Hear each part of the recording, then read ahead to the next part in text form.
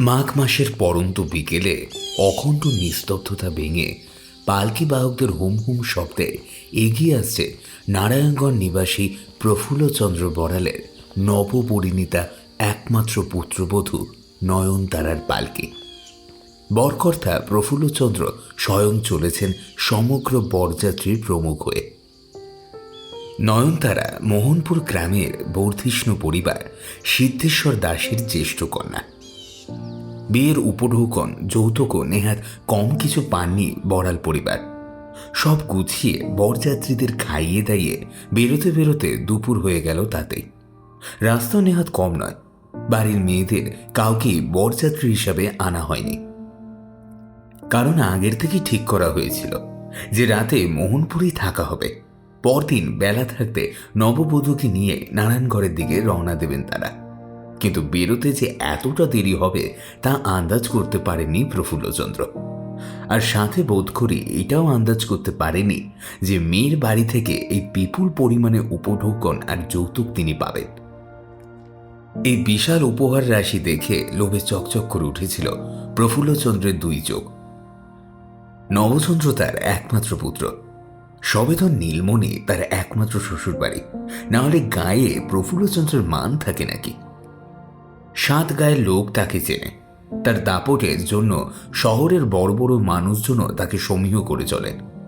তেজারতির কারবার করে প্রচুর অর্থ ও সম্পত্তির মালিক এখন তিনি। চড়া সুদে টাকা ধার দেন তিনি গ্রামের মানুষদের। তারপরে আসল দূরে থাক, সে সুদ চকাতে চকাতে তাদের জীবন শেষ হয়ে যায়। তারপরে তাদের জমি জমা অধিগ্রহণ করে ক্ষান্ত দেন তিনি। সামনে কিছু বলার সাহস না পেলেও পেছনে তাকে নিয়ে লোকে চশমখোর বড়াল বলেই সম্বোধন করে। সেই চশমখোর বড়ালের একমাত্র পুত্র নবচন্দ্রের বিবাহ বলে কথা। এখানে কোনো কার্পণ্য করেননি প্রফুল্লচন্দ্র। পরের দিন আশেপাশে 3 গায়ের লোক আমন্ত্রিত ছিল। গ্রামের সবচেয়ে বড় যে মাঠ, যেখানে যাত্রাপালার আসর বসে, সেখানে শামিয়ানা খাটিয়ে বৌভাতের আয়োজন করা হয়েছে। প্রত্যেকটা কাজের জন্য প্রফুল্লচন্দ্র আলাদা আলাদা করে 10 জন করে লোক নিযুক্ত করেছেন। কারোর উপর দায়িত্ব পড়েছে গ্রামের সেরা পুকুর থেকে দেখে দেখে কাতলা মাছ নিয়ে আসার। কড়া হুকুম প্রফুল্লচন্দ্রের, কোনোটার ওজন যেন 5 কিলোর কম না হয়। দাঁড়িয়ে থেকে জাল ফেলে ওজন করিয়ে মাছ যেন আনা হয়, সে ব্যাপারে তিনি কড়া পদক্ষেপ নিয়েছেন। 10 জনের উপর দায়িত্ব পড়েছে বাজার থেকে কচি পাঁঠা জোগাড় করার। কেউ গেছে গোয়ালপট্টিতে ভালো ঘন কালো গরুর দুধ আনতে। কালো গায়ে ভিন্ন দুধ চলবে না, তাতে মিষ্টির স্বাদ নাকি ফারাক হবে। বাড়িতে ভিন বসানো হয়েছে। এখন শীতের সময় বাড়িতেই 3টে উনুনে জাল দেওয়া চলছে নলেন গুড়ে।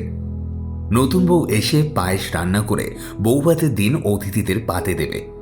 সবার উপরে দায়িত্ব দেওয়া থাকলেও নিজের সবটা একবার তদারকি করে নিতে চান প্রফুল্লচন্দ্র, যাতে আয়োজনে কোনো ফাঁক না থাকে। শহর থেকে হেকিম উকিলরা সব আসবেন, যাতে তারা ফিরে গিয়ে বলতে পারেন, হ্যাঁ, একটা বিয়ে খেয়ে এলাম বটে। তাই সকাল থেকেই তাড়া দিয়েছিলেন তিনি। কিন্তু সব সেরে বেরোতে বেরোতে বিস্তর দেরি ঠেকাতে তিনি পারলেন না। এদিকে পালকিওয়ালাগুলো হয়েছে তেমন বেয়াদব, যেন তাদের আর চলছেই না। বিরক্তি ভরে তিনি বললেন, বলি অনবাব পুত্তরেরা, পা যেন আর চলছে না তোদের। বলি সাঁঝের বেলাতে কি বউ নিয়ে ঢুকবো বাড়িতে? একটা কল্যাণ অকল্যাণ বলেও তো কথা আছে নাকি? আর এইখানে এসেই দেখি তোদের পা আর চলছে না। জানিস না এই জায়গাটা কেমন অলক্ষণে? হ্যাঁ, এই কর্তা বাবু, একটু বিশ্রাম না নিলে যে আর পারবো নি। টানা 3টে ঘন্টা বালকি বয়ে চলেছি। যদিও আমাদের বৌরানির ওজন খুব কম, কিন্তু তাও যে আর পারতেছি না। হাত যেন টনটন করছি গো, পা ভারী হয়ে আসতেছে। একটু দয়া দেন আমাদের। নবাব পুত্তর এলেন সব। এইটুকু রাস্তা এসেই ওদের বিশ্রাম চাই। যদি এখন পালকি থামাস তাহলে তোদের যা মজুরি দেব বলেছিলাম তা তো দেবই না। নতুন বউ আসার আনন্দে সিধে দেব বলে কথা দিয়েছিলাম, তাও ভাবিনে, এই বলে রাখলাম। বিশ্রাম চাই ওনাদের। এই বাগবিতণ্ডা শুনে এগিয়ে আসে নবচন্দ্র। সে তার পিতার মতো নয়, তার মন দয়া মায়াতে পরিপূর্ণ। এই নিয়ে প্রফুল্লচন্দ্রের আক্ষেপও কম নয়। তিনি মাঝে মাঝে বিলাপ করে তার স্ত্রীকে বলেন, বুঝলে গিন্নি, আমি এই যে কামিয়ে যাচ্ছি, আমি চোখ বুঝলে এই বিষয় আশয় দুদিনে দান খয়রাত করে শেষ করে দেবে তোমার ওই সুবুত্তর। তার মনে যে দয়ার সাগর বয়ে চলেছে। হ্যাঁ, সেদিন শুনি ওই শিবুর সুদের টাকা সে মাফ করে দিয়েছে। শিবুর ওই আম বাগানটার উপরে কবে থেকে নজর ছিল আমার, সেই আশাতে একেবারে জল ঢেলে দিল তোমার ওই বরকট ছেলে। আহা, অত ভাবছো কেন? নব এখনো ছেলে মানুষ, বিয়েটা হতে দাও, ঘাড়ে দায়িত্ব পড়বে, তখন দেখবে সব ঠিক হয়ে যাবে। হ্যাঁ, সেই ভরসাতেই তো আছি। শুধু ব্যবসায়ীর মেয়েকে ঘরে আনছি অনেক চিন্তা ভাবনা করে, বুঝলে গিন্নি। ও এসে আবার সব কাজে দায়ভার নিলেই আমার ছুটি। তোমার ছেলের দ্বারা কিচ্ছু হবে বলে তো মনে হয় না। আরে অমন করে বলো না তো, আমার নব একটু নরম মনের, কিন্তু এখন সে বিয়ে করেনি তো, তাই তোমার কাজকর্ম দেখবে ও ঠিক বুঝে নেবে। আর নতুন বউ এসে ঘর সংসার সামলাবে না তোমার ওই তেজারতির কারবার সামলাবে শুনি? শোনো, ও সব মতলব কিন্তু করো না। তাছাড়া মেয়ে মানুষের অত বারবারন্ত ভালো নয়। আমার নব ঠিক সব কিছু সামলে নেবে, তুমি দেখো। নবর কথাতে চমক ভাঙে প্রফুল্লচন্দ্রের। বাবা, ওরা অনেকক্ষণ ধরে পালকি বয়ে চলেছে, সত্যি ওদের খানিক বিশ্রামের প্রয়োজন। আর তাছাড়া আপনার বৌমাও অনেকক্ষণ ধরেই বসে আছেন ভেতরে, তারও নিশ্চয়ই গা গদর ব্যথা হয়ে গেল। আর তো বেশিক্ষণের পথ নয়, যদি একটুখানি অল্প কিছুক্ষণ বিশ্রাম নেওয়া যায় তাহলে খুব দেরি হবে না, সাঁঝের আগেই বাড়ি পৌঁছে যাব। আর তাছাড়া বাবা, কাল থেকে আপনার বৌমার অনেক ধকল যাচ্ছে, বৌভাতের জন্য আগামীকাল ওরকম ওর বিশ্রাম হবে না। এই পথের ধকলে যদি তিনি অসুস্থ হয়ে পড়েন তাহলে কালকের অনুষ্ঠান করে মানে কিন্তু পণ্ড হয়ে যাবে। অন্য সময় হলে ছেলের এহেন আচরণে তাকে খেকিয়ে উঠতেন প্রফুল্লচন্দ্র, কিন্তু সত্যি কথা, বৌমার গতকাল থেকে যে বিস্তর ধকল চলেছে, তাকে একটু বিশ্রাম না দিলে যদি অসুস্থ হয়ে পড়ে তাহলে বেজায় মুশকিলে পড়বেন। বউভাতে এসে যদি মানুষ বউয়ের মুখ নাই দেখতে পায় তাহলে তো চারিদিকে ছিচিকার পড়ে যাবে। তিনি বেজার মুখে সায় দিয়ে বললেন, বেশ, তবে এখানে পালকি নামানো হোক। তবে জায়গাটা তো সুবিধার নয়, এই ফাঁসুড়ে বটগাছের নিচেই নামানো হচ্ছে, তাই মনটা ঠিক সায় দিচ্ছে না, এই আর কি। বেশিক্ষণ তো দাঁড়াবো না বাবা, এই তো ওরা একটু চিড়ে গুড় জল টল খেয়ে নিয়েই রওনা দেব। এই তোরা এখানে পালকি থামিয়ে জল টল খেয়ে নে, কিন্তু বেশিক্ষণ নয়, হ্যাঁ, ঝটপট করবি, এখানে বেশিক্ষণ দাঁড়ানোর কিন্তু হুকুম নেই। অনুমতি পেয়ে একটা বিশাল বটগাছের নিচে পালকি নামায় বাহকরা। তারা এদিক ওদিক সরে গেলে ধীরে ধীরে নব পালকির দিকে এগোয়। পালকির পর্দা সরিয়ে ভেতরে দেখে এক গলা ঘোমটা টেনে বসে আছে নববধূ নয়নতারা। গলা খাঁকড়ে নব বলে, বলছিলাম, অনেকক্ষণ ধরে তো এখানে বসে আছো, গায়ে গতরে নিঘাত বেদনা করছে। তুমি পালকি থেকে নেমে একটু হাত পা ছড়িয়ে নাও বরং। আর তুমি লজ্জা করো না, এদিকে কেউ নেই, বাবা মশাই ওদিকে গেছেন। পালকির ভেতরে ঘোমটার আড়াল থেকে রিনরিনের শব্দে উত্তর আসে, আমি নামবো না, মা বারণ করে দিয়েছে পথে কোথাও নামতে। আমার গায়ের ব্যথা মোটেই করছে না। আমি তোমার কথাই ভেবে বলছিলাম। বেশ, তোমার যখন কোনো অসুবিধা হচ্ছে না তাহলে ভেতরেই একটু আড়মোড়া ভেঙে নাও এখন। আমি এখন বাইরে দাঁড়িয়ে রইলাম। পালকির ভেতর থেকে আবার উত্তর এলো, আপনি না হয় একটু এদিক ওদিক ঘুরে আসুন, আমি এখানেই রইলুম। না, সে কি করে হয়, তোমাকে একলা রেখে আমি যাই কি করে? কিছু হবে না, আপনি যান না। বেশ, তবে আমি আসছি একটু ওদিক থেকে। তুমি পর্দাটা বেশ করে টেনে দাও, হ্যাঁ, বেরিও না, আমি যাব আর আসবো। পালকির ভেতরে নয়নতারা একটু হাত পা ছড়িয়ে আরাম করে বসল। মনে মনে বেশ একটা ভালো লাগা কাজ করছে তার। তার স্বামী মানুষটি বেশ ভালো, কেমন সুন্দর করে কথা কয়, তার বিশ্রামের কথাও কেমন ভাবে। তাহলে তো সই যে বলে শ্বশুরবাড়ি নাকি খুব বাজে জায়গা, তার স্বামীরা নাকি পাষণ্ড হয়, সে তো বাড়ি মিথ্যে কথা বলে। অষ্টমঙ্গলাতে বাড়ি ফিরে সে সব বলবে। বড়াল বাড়ির নতুন বউ বুঝি? আচমকা একটা মেয়ে মানুষের কণ্ঠস্বরে চিন্তায় ছেদ পড়ে নয়নতারা। সে ভীতভাবে বলে, হ্যাঁ গো, এই তুমি কে? এই জঙ্গলের রাস্তায় কি করছো? এই উত্তরে খিলখিল করে হেসে ওঠে সেই কণ্ঠস্বর হাসতে হাসতে বলে,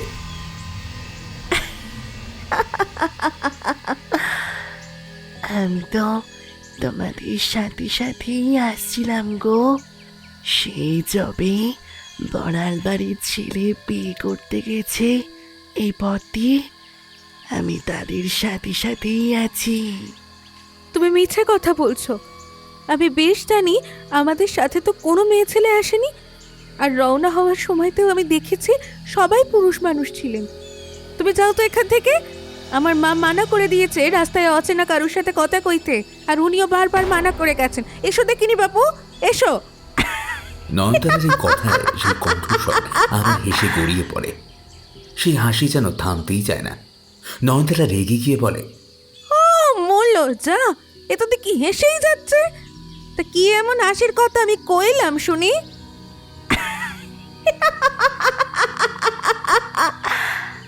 হাসবো না? তুমি তো তখন মাকে বোনকে জড়িয়ে ধরে কি কান্না না কাঁদছিলে। তুমি তখন কি করে দেখবে যে আমি ছিলুম কি না?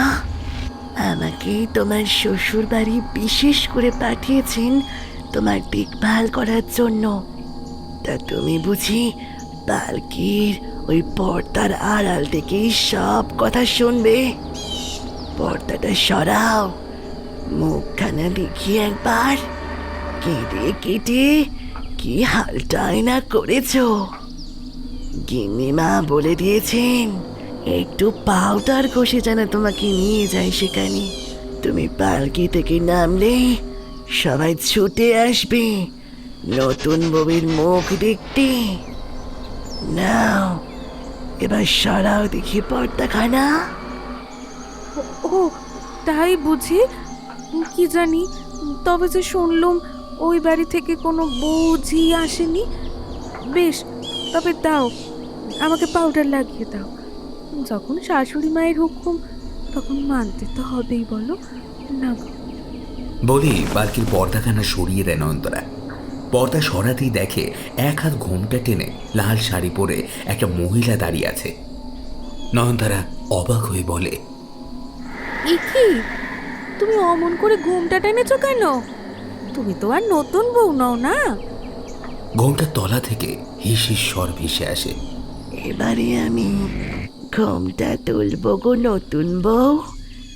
আমি তোমার সাথে ওই বাড়িতে যাবো যে।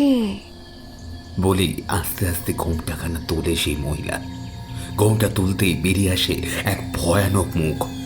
মুখ বলা ভুল হবে, ঘোমটার আড়াল থেকে বেরিয়ে আসে একটি মহিলার কঙ্কাল। কঙ্কালের চোখে গর্ত থেকে বেরিয়ে আসছে অজস্র পোকা। কঙ্কালের কপালে জল জল করছে একটা বড় লাল টিপ। দাঁত কপাটি জুড়ে হাসতে হাসতে কঙ্কালটি বলে ওঠে,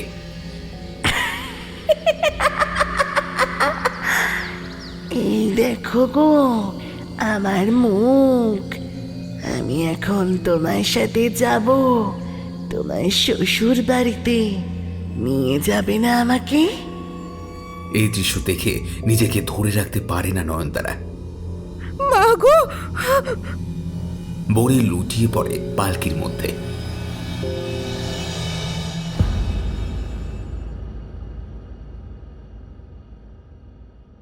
হ্যালো এভরিওয়ান, আমি দিবেন্দু দাস রয়েছি আপনাদের সাথে বঙ্গকথা ইউটিউব চ্যানেলে। আপনাদের সবাইকে জানাই স্বাগতম। আমাদের চ্যানেলের সকল গল্পগুলোকে শুনতে আজই সাবস্ক্রাইব করে দিন আমাদের এই ইউটিউব চ্যানেলকে। আজ আপনারা শুনবেন লেখিকা মৌমিতা মুখার্জির কলমে গ্রাম বাংলার একটি ভয়ের গল্প, নারায়ণগড়ের নতুন বউ। গল্পটি শুনে কেমন লাগলো আপনাদের ইউটিউবে কমেন্ট করতে কিন্তু ভুলবেন না। শুরু হচ্ছে আজকের গল্প। অল্প কিছুক্ষণের মধ্যে প্রফুল্লচন্দ্রের তাড়াতে সবাই এসে একত্রিত হয় পালকির সামনে। পালকি তুলতে গিয়েই বাহকরা বলে, পালকি যে হালকা, ভিতরে কেউ নেই। অবাক হয়ে ছুটে আসে নবচন্দ্র। পালকির পর্দা সরিয়ে দেখে বাহকরা সঠিক কথাই বলছে, ভিতরে কেউ নেই, শুধু পড়ে আছে কালকের বাঁশি ফুলের মালাটা। নয়নতারা এই জঙ্গলের মধ্যে একলা কোথায় গেল? খোঁজ খোঁজ রব পড়ে গেল। প্রফুল্লচন্দ্রর মাথায় হাত দিয়ে বসে বিলাপ চুলে। আমি মানা করেছিলাম তোদের এই জায়গাতে পালকি না নামাতে। সর্বনাশ হয়ে গেল আমার, সর্বনাশ হয়ে গেল।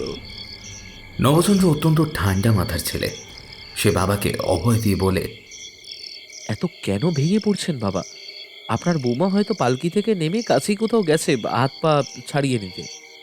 না না না, সে যদি যেত, তুমি যখন বলেছিলে তখনই সে যেত। তাকে পিশাচিনি খেয়েছে। না বাবা, এমনটা ভাববেন না। সে হয়তো লজ্জা পেয়েছে আমার সামনে বলতে। ওই তো দেখুন নয়নতারা আসছে। সকলে তাকিয়ে দেখে গাছের পেছন থেকে এক মাথা ঘোমটা টেনে নয়নতারা বেরিয়ে আসছে। একটা বড় স্বস্তির নিঃশ্বাস ছেড়ে নবচন্দ্র বলে, এভাবে না বলে কয়ে কেউ যায়? দেখো তো বাবা মশাই কতটা চিন্তায় পড়ে গেছেন। তোমাকে তখন আমি বললাম যে আমার সাথে চলো, তুমি গেলে না। এখন এভাবে একলা যায় কেউ? যদি মানে কিছু হয়ে যেত, আর কখনো এরকম করবে না, বুঝলে? ঘোমটাখানা একবার সম্মতিসূচকভাবে নড়ে ওঠে। ঘোমটার ভিতর থেকে রিনরিনে কণ্ঠে নয়নতারা বলে ওঠে, ক্ষমা করবেন, আমি বুঝতে পারিনি আপনারা এতটা চিন্তা করবেন। আমার অন্যায় হয়ে গেছে, এভাবে না বলে যাওয়া আমার উচিত হয়নি মোটে। ঠিক আছে ঠিক আছে, যা হওয়ার হয়ে গেছে। মিছিমিছি এতখানি দেরি হয়ে গেল। যাও ওঠো, পালকির ভেতরে ওঠো। সন্ধ্যের আগে আমাদের পৌঁছতে হবে, না হলে আবার বাবা মশাই রাগ করবেন। আবার সম্মতিসূচকভাবে মাথা নাড়িয়ে নয়নতারা পালকির মধ্যে প্রবেশ করে পর্দাখানা টেনে দেয়। আবার হুম হুম শব্দে পালকি এগিয়ে চলে নারায়ণগড়ের উদ্দেশ্যে। সাঁঝের বাতি জ্বলে ওঠার আগেই নতুন বউয়ের পালকি প্রবেশ করে প্রফুল্লচন্দ্রের বাঁশগৃহের অঙ্গনে। উলুধ্বনি শব্দধ্বনি করতে করতে গ্রামের বধূরা এগিয়ে আসে নতুন বউকে বরণ করার উদ্দেশ্যে। পালকি নামানো হলে নবচন্দ্র ধীরে ধীরে পালকির পর্দা সরিয়ে ভেতরে দেখতেই তার সারা শরীর কাঁপতে থাকে। এ কি, ভেতরে কে বসে? এটা বেনারসিতে মোড়া একটা কঙ্কাল তার দিকে তাকিয়ে আছে। ছিটকে পালকি থেকে দূরে সরে যায় নবচন্দ্র। তার কথা বলার শক্তি থাকে না। কাঁপতে কাঁপতে হাতের ইশারায় একমাত্র পালকিটাকে দেখাতে থাকে সে। তারপর জ্ঞান হারিয়ে মাটিতে লুটিয়ে পড়ে। সবাই যার পর নাই অবাক হয়ে তাকিয়ে থাকে ব্যাপারটা বোঝার জন্য। গ্রামের কৌতূহলী দু একজন বৌঝি উকি মেরে পালকির মধ্যে সেরকমই অস্বাভাবিক কিছু দেখতে পায় না। পরে হাসতে হাসতে নিজেদের মধ্যেই বলা বলি করতে থাকে। বড়ই পেট গরম হয়েছে। শ্বশুরবাড়িতে এমন কালিয়া কোপ্তা খেয়েছে যে চোখে সর্ষে ফুল দেখছে। নইলে এরকম লক্ষ্মীমন্ত চাঁদপানা বউকে দেখে নাকি ভিমরি খায়। উলুধ্বনির শঙ্খধ্বনিতে ভরে যায় প্রফুল্লচন্দ্রের বাড়ি। শাশুড়িমা এসে বধূ বরণ করে। দুধে আলতায় পা ডুবিয়ে রাঙা পায়ের ছাপ ফেলে নববধূ বাড়ির ভিতরে প্রবেশ করে। সাতনড়ি হার দিয়ে শাশুড়িমা নতুন বউয়ের মুখ দর্শন করেন। নতুন লাল পেরে সাদার খোলা শাড়িতে বউয়ের আলতা রাঙা পায়ের ছাপ রচনা করে লক্ষ্মীশ্রী। বাড়ির ঝি যখন সেই শাড়ি পাঠ করতে যায়, সে দেখে আলতা পরা সেই পায়ের ছাপ যেন উল্টো হয়ে গেছে। দেখে মনে হচ্ছে উল্টো পা দিয়ে লক্ষ্মী বাড়ি থেকে বেরিয়ে যাচ্ছে। আতঙ্কে চিৎকার করে উঠেছি। তার চিৎকারে কয়েকজন ছুটে এসে দেখে নতুন বউ যেরকম লক্ষ্মীর ছাপ ফেলে বাড়িতে প্রবেশ করেছিল সেরকমই আলতা পায়ের ছাপ রয়েছে। সকলে ঝিকে দোষারোপ করতে শুরু করে। কেবল নবচন্দ্রের মনে কেমন একটা কু ডাকতে থাকে। সে কি এতটাই ভুল দেখল? কাল রাত্রে, সে রাতটা নতুন বউয়ের মুখ দেখবে না তার স্বামী। রাতে নয়নতারার শোবার বন্দোবস্ত করা হলো নবচন্দ্রের জ্ঞাতি বোন মিনতির সাথে। পথশ্রমে শোয়ার সাথে সাথে ঘুমে এলিয়ে পড়ল নয়নতারা। তার ননদিনী নতুন বৌদির সাথে ভাব জমানোর ইচ্ছে অসম্পূর্ণই রয়ে যায়। কিছুক্ষণ এপাশ ওপাশ করার পরে সেও ঘুমিয়ে পড়ে। মাঝরাতে শরীরের মধ্যে এক অস্বস্তি হতে মিনতির ঘুম ভেঙে যায়। পাশে তাকিয়ে দেখে নতুন বৌমনি বিছানাতে নেই। সে অবাক হয়ে যায়, এত রাতে নতুন বউ কোথায় গেল? কল করে যাওয়ার হলেও তো তাকে একবার ডাকবার কথা। সে বিছানা থেকে উঠে পড়ে। শীতের রাত, চারিদিক নিস্তব্ধ। হঠাৎ তার কানে আসে পায়েলের ছমছম শব্দ। কিন্তু এত রাতে কে হবে? নতুন বৌমনি নিশ্চয়ই। এই মনে করে মিনতি সেই পায়েলের শব্দকে লক্ষ্য করে এগিয়ে যায়। ধীরে ধীরে সেই দালান পেরিয়ে সেই শব্দকে লক্ষ্য করে এগিয়ে যায় মিনতি। পায়েলের শব্দ তো আসছে ছাদের উপর থেকে। এত রাতে নতুন বৌমনি ছাদে কি করছে? গায়ের আলোয়াখানা ভালো করে জড়িয়ে নিয়ে ধীরে ধীরে পা টিপে টিপে মিনতি এগোতে থাকে ছাদের দিকে। ছাদের দরজাখানা আলগা করে ভেজানো। ধীরে ধীরে দরজাটা খুলে দেয় মিনতি। দরজা খুলে যে দৃশ্য সে দেখে, তার গা শিউরে ওঠে। সে দেখে ছাদের কার্নিশের উপরে গা ভর্তি গয়না বেনারসি পরে নতুন বউ হেঁটে বেড়াচ্ছে, পায়েলের ছমছম শব্দ তুলে। দরজা খোলার শব্দ শুনে নতুন বউয়ের দৃষ্টি পড়ে মিনতির দিকে। কিন্তু সে মুখ ঘোরাতে মিনতি দেখে, এ কি, গায়ের বেনারসি গয়না নতুন বউয়ের হলেও তার দিকে তাকিয়ে আছে একটা কঙ্কাল। তাকে দেখে সে কঙ্কালের হাঁটা থামিয়ে হাড় হিম করা শব্দে খিলখিল করে হেসে ওঠে। সেই হাসির শব্দ আর নিজেকে স্থির রাখতে পারে না মিনতি। নিজের শেষ শক্তি সঞ্চয় করে দৌড়াতে দৌড়াতে নিচে নেমে আসে। কিন্তু কোথায় যাবে সে? নতুন বউয়ের সাথে যে ওই ঘরে সে শুয়েছিল, সেই ঘর যে সুরক্ষিত নয় সেটা সে বুঝতে পারে।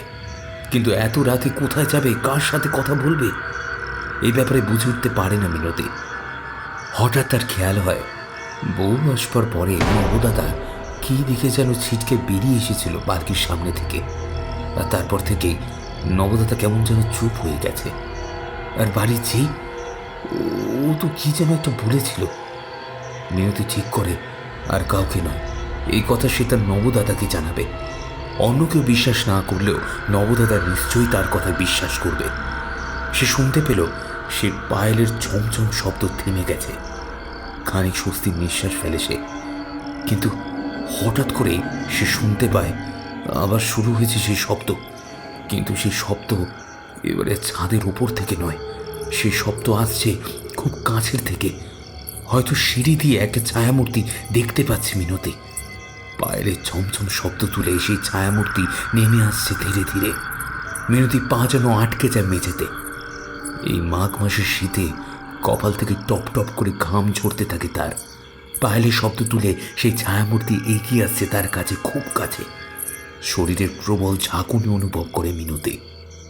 মিনু, এই মিনু, কিরে এত রাতে এখানে কি করছিস দাঁড়িয়ে? কিরে এই?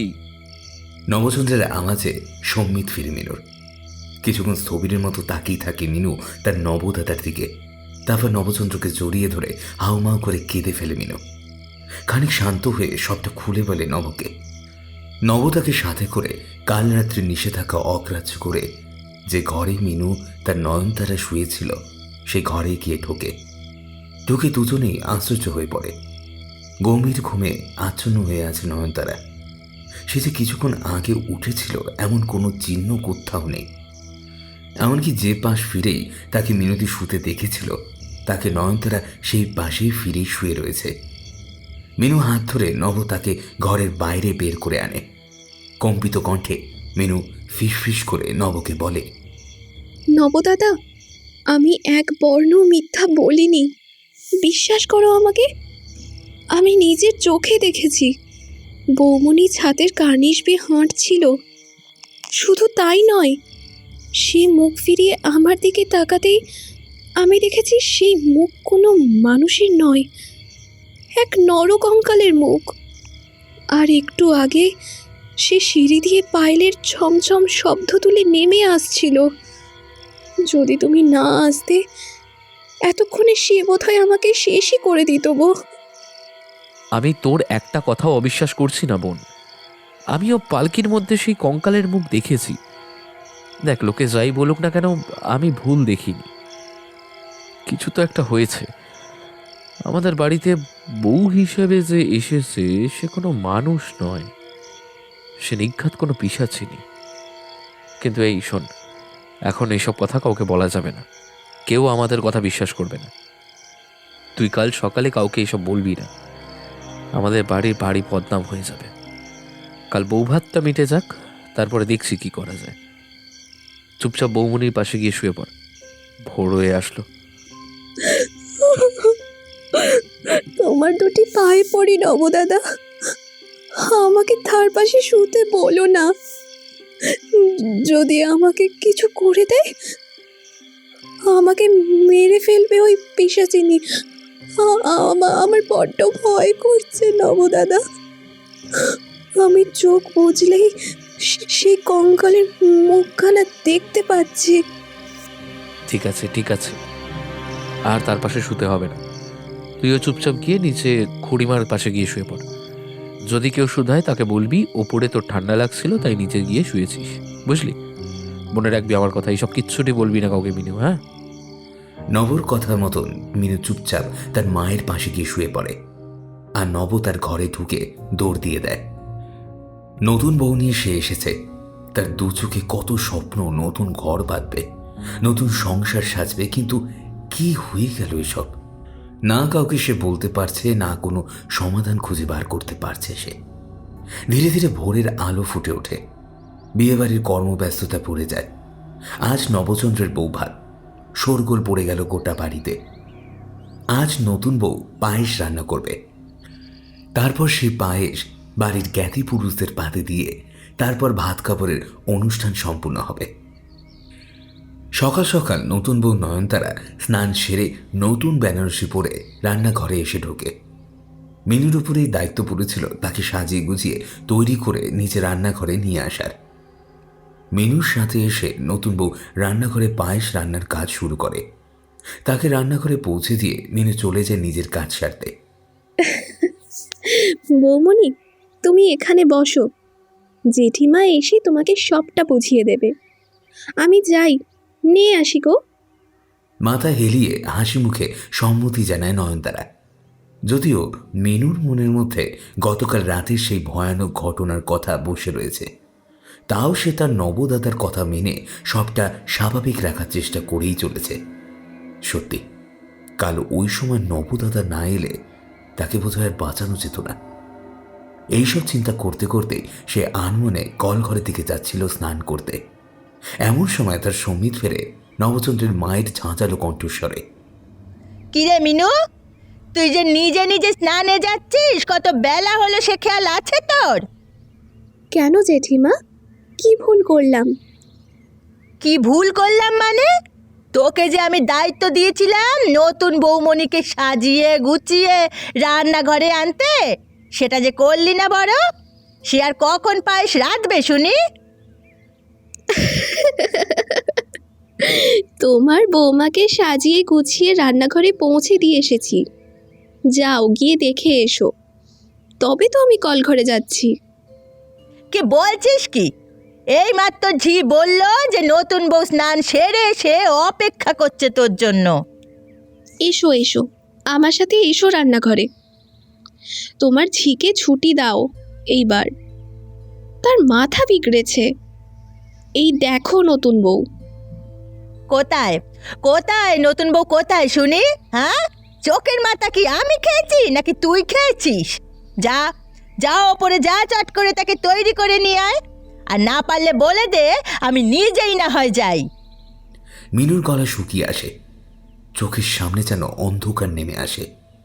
সে কোনো মতে বলে, আমি যাচ্ছি জেঠিমা, তাকে তৈরি করে আনতে। ওপরে নতুন বউয়ের ঘরে গিয়ে দেখে সে অপেক্ষা করছে মিনুর জন্য। মিনুকে দেখে একগাল হেসে এসে বলে, ননদিনী, আমাকে একলা ফেলে কোথায় গিয়েছিলে শুনি? কতক্ষণ ধরে তোমার অপেক্ষাতেই বসে আছি বলো তো। ভুল হয়ে গেছে বৌমনি, আমি তোমাকে এক্ষুনি তৈরি করে দিচ্ছি। তোমার মুখখানা এমন শুকনো দেখাচ্ছে কেন গো ননদিনী? কিছু হয়েছে?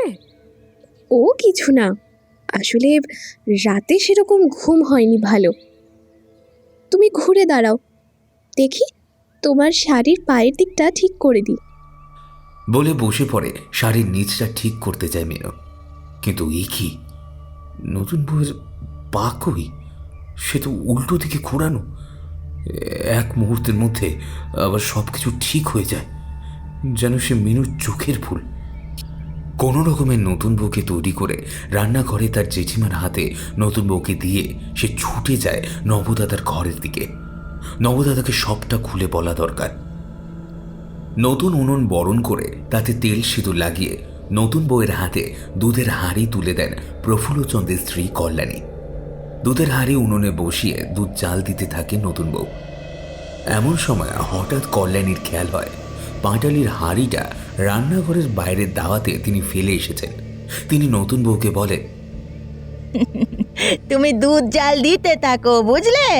আমি চট করে গিয়ে পাটালির হাঁড়িটা দাওয়া থেকে নিয়ে আসি। আর শোনো, আমাদের পায়েস হবে ঘন দুধের। দুধ ঘন হলে তবেই তাতে ঘি মাখিয়ে গোবিন্দভোগ চালটা ছাড়বে, বুঝেছো? আর আলাদা দুধ তুলে রাখবে, তাতে পাটালি গুলে রাখবে। নামানোর আগে পায়েসে মেশাবে, তবেই না আসবে নতুন গুড়ের পায়েসের স্বাদ। আর দেখি তোমার হাতে কত স্বাদ হয়। হ্যাঁ, কল্যাণীর কথা শুনে খিলখিল করে হেসে ওঠে নতুন বউ। তারপর সেখানে বসে তার হাতটা লম্বা করে বাড়িয়ে দেয়। সে হাত লম্বা হাতে রান্নাঘর পেরিয়ে দাওয়াত থেকে নিয়ে আসে পাটালি গুড়ের হাঁড়ি। এই দৃশ্য দেখে গোগো শব্দ করে মেঝেতে জ্ঞান হারিয়ে লুটিয়ে পড়ে কল্যাণী। মিনুর মুখে সবটা শুনে নব রান্নাঘরের দিকেই আসছিল। সে আন্দাজ করেছিল এরকম কিছুই একটা ঘটতে চলেছে। সে রান্নাঘরে এসে দেখে তার মা মেঝেতে লুটিয়ে পড়ে আছে, আর রান্নাঘরে কেউ নেই। সে তৎক্ষণাৎ লোক জড়ো করে বদ্যিমশাইকে খবর পাঠায়। সবাই অবাক হয়ে জানতে চায় কি হয়েছে, এবং বাড়ি যেয়ে সে জানায় যে নতুন বউকে বাড়িতে কোথাও খুঁজে পাওয়া যাচ্ছে না। প্রফুল্লচন্দ্রকে সবটা খুলে বলে নব, এবং সাথে এটাও জানায় তাদের পরিবারে ঘোর অমঙ্গলের কালো ছায়া নেমে এসেছে। আমাদের পরিবারকে বাঁচাতে হলে কিছু একটা করা দরকার বাবা। আমি তোমাদের সেদিন বারণ করেছিলাম পালকি থামাতে, তোমরা আবার কথা শুনলে না। ওই বট গাছে বাস করে এক ভয়ঙ্কর পিশাচিনী। যেটা হয়ে গেছে সেটা পরিবর্তন করা অসম্ভব। আমার মনে হয় আমাদের একবার গুরুদেবকে খবর দেওয়া দরকার। এই বিপদ থেকে কেউ আমাদের উদ্ধার করতে পারেন, তবে তিনিই করতে পারবেন। কাল বিলম্ব না করে প্রফুল্লচন্দ্র তৎক্ষণাৎ তাদের কুলপুরোহিত মশাইকে খবর দেয়। কুলপুরোহিত মশাই বাড়িতে ঢুকতে গিয়ে থমকে দাঁড়িয়ে পড়ে। তারপর বড় করে নিঃশ্বাস নিয়ে বললেন, এই গৃহে মৃত্যু অনিবার্য। আমি স্পষ্ট দেখতে পাচ্ছি এই গৃহের চারপাশে এক মৃত্যু বলয় রচিত হয়েছে। গুরুদেব, কিছু করুন আপনি। আপনি তো সবটাই শুনেছেন। নতুন বউকেও কোথাও পাওয়া যাচ্ছে না। প্রফুল্ল, নতুন বউ রূপে তোর বাড়িতে এক ভয়ানক পিশাচিনীর আবির্ভাব ঘটেছে। আমি যতদূর বুঝতে পারছি সেই পিশাচিনীর মধ্যে কাজ করছে এক ভয়ঙ্কর প্রতিহিংসা। কিছু প্রতিকার করুন গুরুদেব। মৃত্যুকে আটকানোর ক্ষমতা আমার নেই, সেই ছাপ এই গৃহে স্পষ্ট। আমি যজ্ঞের আয়োজন করছি। দালানের মাঝে গণ্ডি কেটে গুরুদেব যজ্ঞ করার ব্যবস্থা শুরু করলেন। সেই যজ্ঞের ধোঁয়া ছড়িয়ে পড়ল বাড়ির প্রতিটা কোণাতে। গুরুদেব মন্ত্রোচ্চারণের শক্তিতে এসে উপস্থিত হল নয়নতারা বেশি সেই পিশাচিনী। তার খোলা কেশরাশি সাপের মতো হাওয়াতে উঠছে, শরীরের বস্ত্র এলোমেলো, চক্ষু রক্তবর্ণ। চারিদিকে যেন প্রলয় শুরু হয়ে গেল। ঝড়ের দাপটে এক জায়গায় দাঁড়িয়ে থাকা দুষ্কর হয়ে উঠল। যজ্ঞের আগুন গুরুদেব যতবার জ্বালাচ্ছেন হাওয়ার দাপকে তা নিভে যাচ্ছে। কিন্তু সেই প্রলয় কেবলমাত্র বাড়ির ভেতরে, বাইরের প্রকৃতি শান্ত। প্রবল আক্রোশে পিশাচিনী বলে ওঠে, কিছুতেই সম্পূর্ণ হবে না তোর এই যজ্ঞ। আমি এত বছর অপেক্ষা করেছি আজকে দিনটার জন্য। গুরুদেব মন্ত্রপুত জল দিয়ে যজ্ঞকুণ্ডের চারপাশে একটা সীমানা অঙ্কন করলেন। তারপরে আবার অগ্নিসংযোগ করলেন যজ্ঞকুণ্ডে। দাও দাও করে জ্বলে উঠল যজ্ঞকুণ্ডের আগুন। নিষ্ফল আক্রোশে সেই পিশাচিনীর দুই চোখ দিয়ে যেন আগুন ঝরতে থাকে। গুরুদেব যজ্ঞকুণ্ড থেকে এক মুঠো ভস্ম নিক্ষেপ করে সেই পিশাচিনীর উদ্দেশ্যে। ভয়ানক ক্রোধে চিৎকার করে ওঠে সেই পিশাচিনী। চলে যা তোরা এখান থেকে, আমি কাউকে ছাড়বো না। এই বংশ নিঃশেষ করে ছাড়বো আমি, কেউ বাঁচবে না এখানে। কে তুই? কিসের শত্রুতা তোর এই বাড়ির সাথে?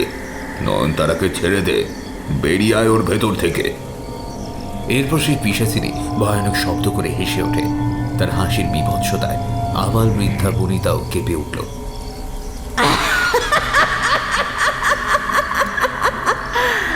আমার বাবা ওই প্রফুল্লচন্দ্রের কাছ থেকে কিছু টাকা ধার করে নিয়েছিল। সেই ধার শোধ করতে না পারাতে আমাদের জমি সব দখল করে নেয়। আমার বাবা ওই শোক সহ্য করতে না পেরে ওই ফাঁসুরে বট গাছে গলায় দড়ি দিয়ে ঝুলে পড়ে। তাতেও শান্তি হয়নি ওই নরপিশাচ প্রফুল্লচন্দ্রের। আমাদের বাড়ি দখল করার জন্য ওর লেঠেলদের দিয়ে আমাকে ওই গাছে জ্যান্ত ঝুলিয়ে দেয়। লোকে জানে যে আমি গলায় দড়ি দিয়ে আত্মহত্যা করেছি। আমার ছোট বোন আর মাকে বাড়ির থেকে বের করে দেয়। তারা না খেতে পেয়ে কবে মরে গেছে। আমার পুরো পরিবার শেষ করে দিয়েছে ও। ওর পরিবারের একজনকেও আমি বাঁচতে দেব না। সেই দিন থেকে আমি মুক্তি পাইনি। আমি সবাইকে শেষ করে দেব, শেষ করে দেব। এই কথা শুনে সবাই বাকরুদ্ধ হয়ে যায়। গুরুদেব মন্ত্রোচ্চারণ থামিয়ে বলেন, তোর শত্রুতা প্রফুল্লর সাথে, তাতে ওর পুত্রবধূর কোনো দোষ নেই। আমি সর্বদা সত্যের পথে চলেছি, আজও তাই চলব। এই যন্ত্রণা তোকে আর ভোগ করতে হবে না। এই নিষ্পাপ মেয়েটিকে ছেড়ে দে। তোর সাথে যেটা হয়েছে সেটা তুই এর সাথে করিস না। গুরুদেবের কথা শুনে খানিক স্তব্ধ হয়ে যায় চারিদিক। তারপরে পিশাচিনী ছুটে যায় প্রফুল্লচন্দ্রের দিকে। তার গলা ধরে শূন্যে তুলে মাটিতে আছাড় মারে। ততক্ষণে তাকে আছড়াতে থাকে যতক্ষণ না তার শরীর থেকে প্রাণ না বেরিয়ে যায়। একসময় মুখ থেকে রক্ত তুলে প্রফুল্ল তার শেষ নিঃশ্বাস ত্যাগ করে। বাড়ি ঘিরে যে মহাপ্রলয় শুরু হয়েছিল নিমিষেই তা থেমে যায়।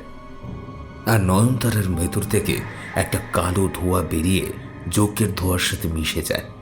সকলে দেখে যজ্ঞের ধোঁয়া থেকে একটা অতৃপ্ত আত্মা মিশে যাচ্ছে নভোচরে। ধীরে ধীরে চোখ মেলে তাকায় নয়নতারা।